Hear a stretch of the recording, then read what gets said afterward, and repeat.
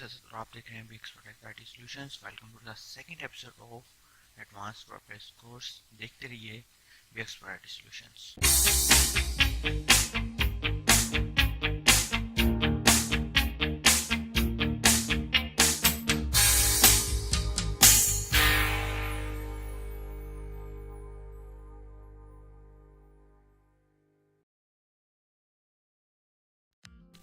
तो last time हमने देखा था कि वर्डप्रेस को कैसे डाउनलोड किया जाता है और एग्जाम क्या होता है, डेटाबेस कैसे बनाई जाती है और वर्डप्रेस को डाउनलोड करने के बाद उसको इंस्टॉल कैसे किया जाता है। उसके बाद मैंने एक छोटा सा वर्डप्रेस इंस्टॉल करके आपको दिखाया भी था वीडियो में। अगर आपने मेरी वीडियो नहीं देखी तो काइंडली देख लें। उसके बाद ये एक डमी साइट बन गई थी।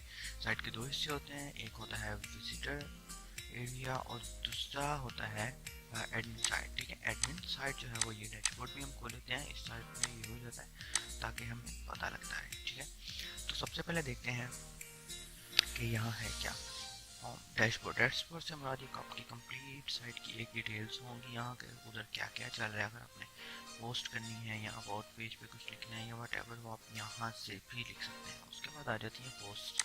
पोस्ट से मुराद जो साइट पे आपने अपडेट की है पोस्ट या न्यूज़, वो यहाँ आ जाएंगी और यहाँ से आप नई न्यूज़ बना सकते हैं। ठीक हो गया। इसमें कुछ डिटेल्स होती हैं। फॉर एग्जांपल हर न्यूज़ की आप अलग से कैटेगरी भी सिलेक्ट कर सकते हैं और उस न्यूज़ का बाकायदा टाइम और डिटेल्स साथ ही अटैच हो। फॉर एग्जांपल ये देखिए अनकैटेगरीज जो है जस्ट सैम्पल कैटेगरी बनी हुई है। आप यहाँ से भी कैटेगरी ऐड कर सकते हैं। That's the text, that's the picture image. और दूसरा है ये यहाँ से भी कैटेगरी ऐड कर सकते हैं और यहाँ से आप टैग्स भी ऐड कर सकते हैं। और आप ऑल पोस्ट पर क्लिक करेंगे तो यहाँ पोस्ट आपकी कंप्लीट हो जाएंगी जो आपने किए होंगे। फिलहाल यह एक डमी पोस्ट है हेलो वर्ल्ड के नाम से, तो आपको यहाँ भी मिलेगी। ठीक है, आगे चलते हैं। इसके बाद हम इसको डिटेल से देखते हैं। ये आ गया मीडिया लाइब्रेरी।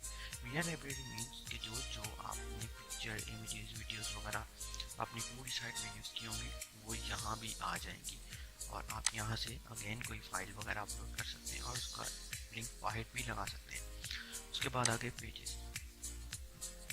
पेजेस जो होते हैं वो आपकी साइट के कंप्लीट पेजेस होते हैं। फॉर एग्जांपल अभी सैम्पल पेज और प्राइवेसी पॉलिसी पेज है जो कि इस वक्त में यहाँ मौजूद है और ये आपके पास यहाँ सैम्पल पेज है। ठीक है, ये Meta tag generation comments attributes whatever. उसके बाद आगे कमेंट्स मीन जो कमेंट्स आपकी पोस्ट के ऊपर आए हैं या जो कमेंट्स आपके प्रोडक्ट के ऊपर आए हैं वो कमेंट्स आपको यहाँ मिल जाएंगे। उसके बाद आ जाती है appearance. That's the most important thing in whole WordPress. Appearance के अंदर themes, customise, widgets, menus, editor आ जाता है। एडिटर तो एक बात का खेल है, इसको छोड़ो। एक बात याद रखें, जब भी कोई थीम इंस्टॉल करें सबसे पहले कस्टमाइज पे जाए। ठीक है, ताकि आपको पता लगे कि उस थीम में कौन कौन सी ऑप्शंस मौजूद है।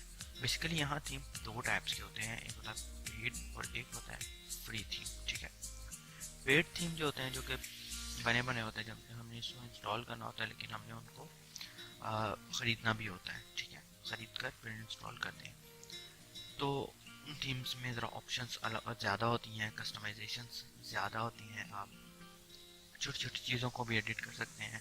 या हम एक पेड थीम भी यूज़ करेंगे और एक फ्री थीम भी यूज़ करेंगे।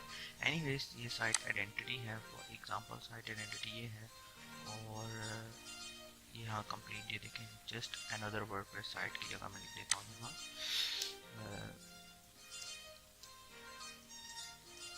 Make your business world wide. Okay, अब जब हम इसको देखते हैं तो ये देखिए यहाँ आ गया make your business world wide. यहाँ हम अपना लोगो भी लगा सकते हैं।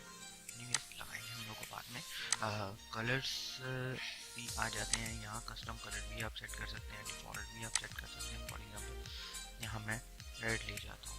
कलर्स में टेक्स्ट का कलर। ओके, मेन्यू यहाँ दो ऑप्शन है, एक होता है कलर और एक होता है टेक्स्ट कलर। ठीक है, कलर मीन जो कि कलर होता है टेक्स्ट का। ठीक है, और दूसरा कलर होता है जिसको हम बैकग्राउंड कलर कहते हैं। ठीक है, तो यूँ है कि कई दफ़ा लोग कंफ्यूज हो जाते हैं, कलर मीन के बैकग्राउंड कलर भी है, लेकिन ऐसा नहीं है। बैकग्राउंड कलर अलग है, खाली कलर से पूरा टेक्स्ट है। ठीक है, मेन्यू मीन्स कि आप जो यहाँ मेन्यू शो करेंगे वो मेन्यू। ठीक है, विजेट्स जो कि विजिट्स होते हैं, मैं आपको बता दूंगा वो भी।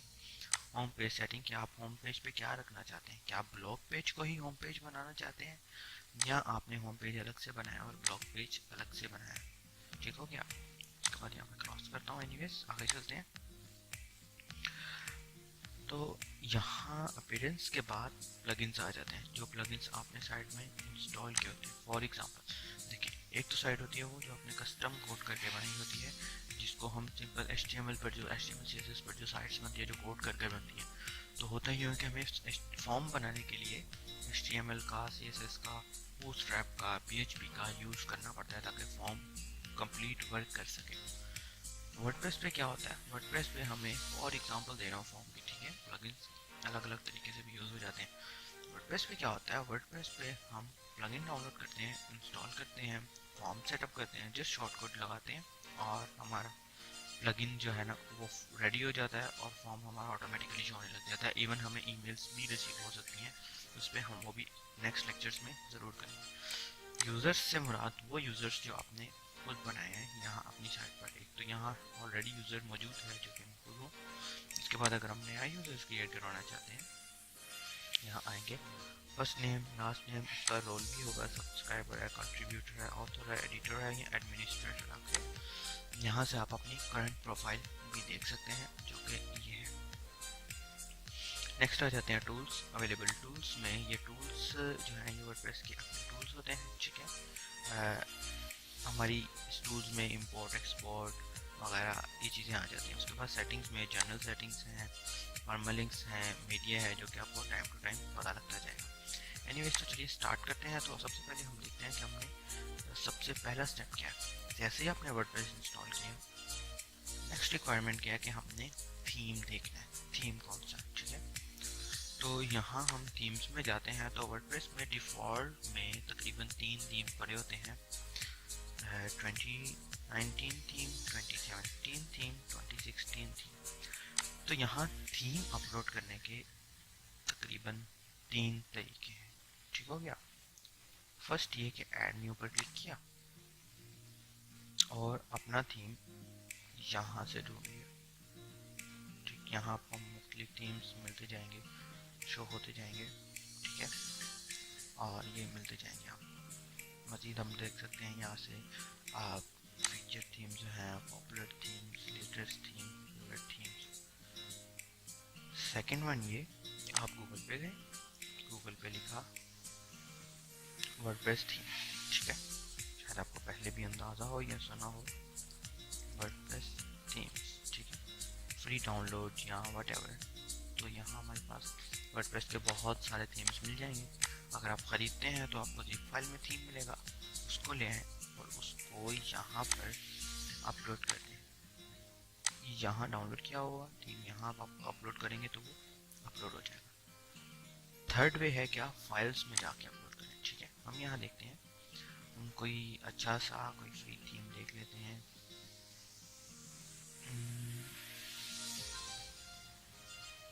जैसे फॉर एग्जांपल हम ये देख लेते हैं, डिटेल्स में जो है सेल्टे लाइट, अच्छा थीम लग रहा है मुझे, download free, download not for free, I just want to zip file।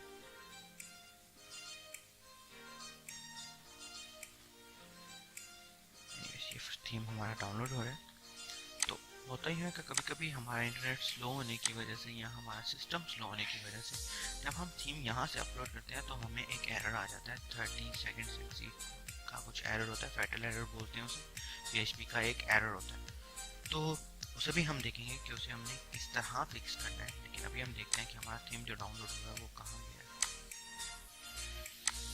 हमारे थीम का नाम था ज़ेल्टे, दैट्स द थीम, ओके। मैं इसको यहाँ से कट कर लेता हूँ, डेस्कटॉप पे ले आता हूँ या मैं फोल्डर बना लेता हूँ वर्डप्रेस थीम का, ठीक है।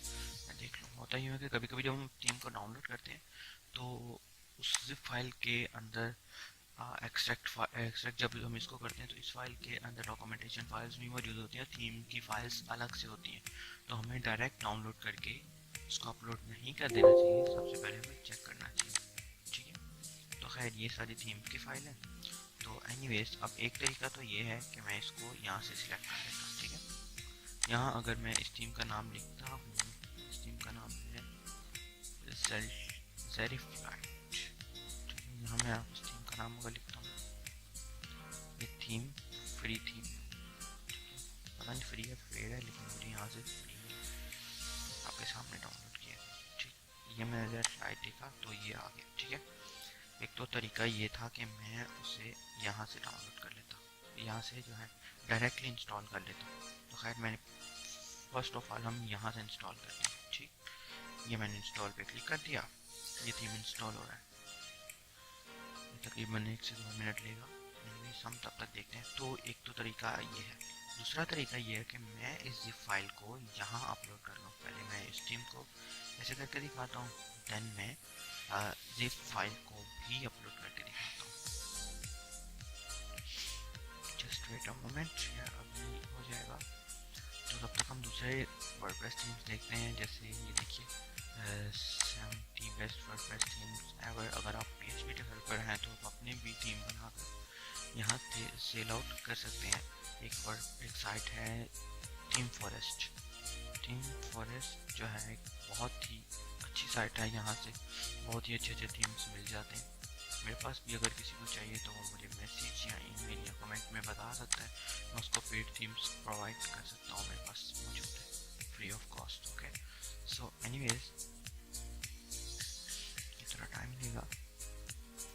तो ये देखिए यहाँ आपको वर्डप्रेस के काफ़ी सारे थीम्स मिल जाएंगे। वर्डप्रेस के अलावा भी कई CMS मौजूद हैं, ठीक है, लेकिन ऐसा ज़रूरी नहीं है कि वर्डप्रेस यूज़ करें, लेकिन ये है वर्डप्रेस मोस्ट यूजेबल थीम है। ये देखिए बड़ी प्रेस कैटेगरी है, ब्लॉग है, मैगजीन्स, एजुकेशन कैटेगरी में एलिमेंट, मोबाइल और वर्डप्रेस पे आप छोटे छोटे CMS भी बना सकते हैं।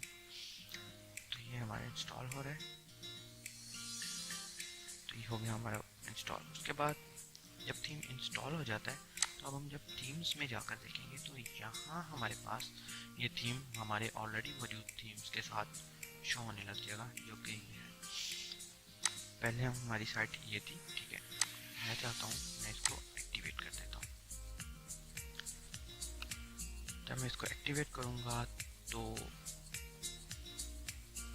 ये एक्टिवेट हो गया। मैंने इसको रिफ्रेश किया तो हमारी साइट की कंप्लीट लुक चेंज होकर ये आ गई, ठीक हो गया। ये तो हो गई हमारी साइट। अब हम इस थीम को अपलोड करते हैं या जिप फाइल, ओके। सो यहाँ मैं जाता हूँ थीम्स में, ठीक, और देखता हूँ।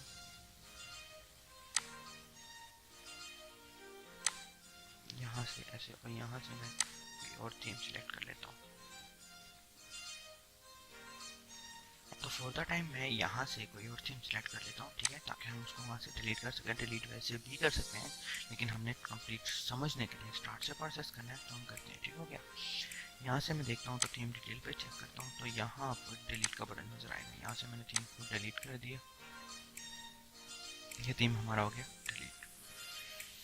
नेक्स्ट मैं यहाँ जाता हूँ ऐड न्यू पे, ठीक है, और यहाँ से मैं